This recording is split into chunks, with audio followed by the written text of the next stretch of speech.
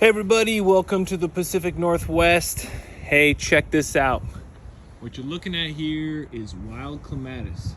If you get in close, you can see each one of those little seed heads. It's kind of a fluffy little seed head connected, and it's growing up over the top of this laurel and climbing up into this cedar tree. So it's a problem because it's so invasive. And just to give you an idea of how long this has gone without attention, look at the size of that stem. That stem is probably just close to 2 inches in diameter. This one is definitely right on the money, 2 inches. It's huge, and there's so much. So what I've done is I've gone through and cut all of these so they can't continue to grow up into the tree. And you can see how many there is. All the light brown stuff is our wild clematis, and all the dark black stems are the laurel. And you can see how big of a problem it is all the way up into this tree over here.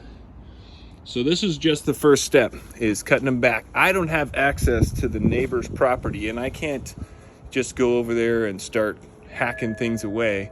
But for my customers' sake, I'm gonna get all these seed heads trimmed out of here that I can, and remove all this all the way down and try and get that hauled away. So if I can do that, that's great. Here's why it's so important. These things are very aggressive. And here is your example. You can see these seed heads. If I break them off, they have a little fuzzy part, but the seeds are quite small. Here's a few seeds right here. They have like a little fuzzy feather connected. On the dry, windy day, they'll float all over town, and they will cause a vine like this unattended that will literally not only be disgustingly ugly, but take over the whole world if possible. So if you're in the Pacific Northwest and you see one of these plants growing in your customer's property, be sure to talk to them about it. It's something that we got to remove, or it's going to take over.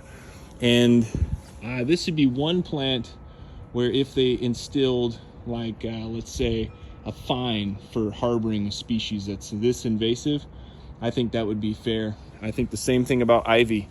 People should have to remove it. So keep on the lookout. Keep checking your property. This is something where you can also add this on as something that the customer needs to do, but something they should do, and they might not know it. They might think it's pretty. It's actually, I've run into a few people who think the plant looks pretty, but it's not, and it's gonna take over. You gotta get rid of it before it destroys your stuff that you have. They've got this popping up all over the backyard. Anyway, keep a lookout for this, and now you know what it looks like, and as you're going through your trimming, make sure you keep on top of it. Check it out.